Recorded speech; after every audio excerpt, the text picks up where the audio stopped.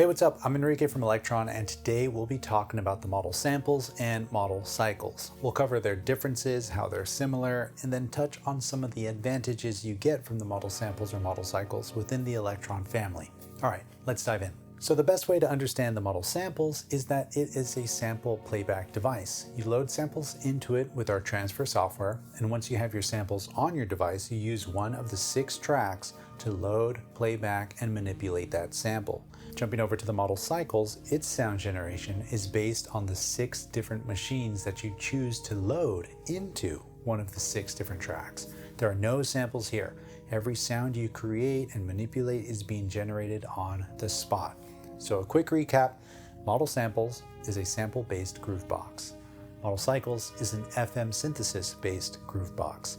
And since they both generate sounds a little differently, there are 4 knobs and 3 buttons that change on each device. These settings pertain to the type of sound generation that each device has. Model cycles, which is focused on FM synthesis, has color, shape, sweep, and contour. And model samples, which is based on samples, we have sample start, sample length, our cutoff, and our resonance. While the differences are few, they cater to distinct needs. If you're looking for a straightforward way to play back samples, found sounds, or sequence sampled drum sounds, or a straightforward drum machine, especially if you already have a variety of synthesizers, the model samples is an excellent choice. On the other hand, if you're in possession of several samplers, like myself, and require more sound generation capabilities, a punchy synth-focused groovebox, a powerful kick drum generator, or an FM chord device, the model cycles might align better with your needs. Looking at their similarities, they both have the 6-track selection pads, which also serve as velocity-sensitive pads for live recording in patterns. They both also have the Elektron-style sequencer with parameter locks, conditional locks, fill modes, and a ton of knob per function. Now that we've learned about each device, let's create a simple sequence to get an idea of the workflow of these devices. We'll be doing this on the model cycles, but a lot of this pertains to the model samples. Some of the main differences, like we mentioned before, are the 4 different knobs that change, the 3 buttons here, and then when I go to select a new machine on the machine selection page of model cycles, which is choosing a new synth engine, if I were to push that same button on model samples, that would take us to our sample selection folder and page where we can choose and load new sounds.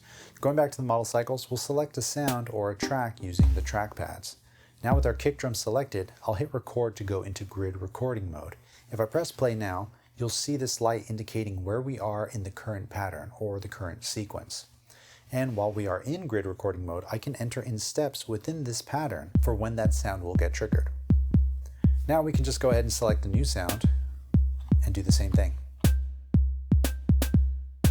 And we can adjust the sound by using these knobs up here for whichever track we currently have selected. And I can also apply specific settings to one step.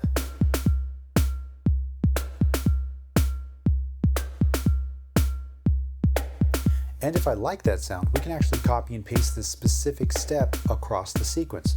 So hold down that step that you like and press record, which also functions as copy. Now I can say on this step, paste it here, and paste it here as well as there. And then I can say here, let's change it up a little bit more. Maybe send this one to the delay. Now let's change the sound for a specific track. We'll go over to track 3 and then go to our machine selection page. Here we can choose which machine we want. I'll go with the chord machine. Now if we wanted to live record these chords in, it's really easy. All you have to do is hold down record and then press play. This will enter in live recording mode. And what was previously entering in steps into our sequence is now our chromatic keyboard. Press record once more to get out of live record mode and go back to grid recording mode so that none of our changes to the sound get recorded in as live automation, which you can also do. Here, we'll adjust our sweep.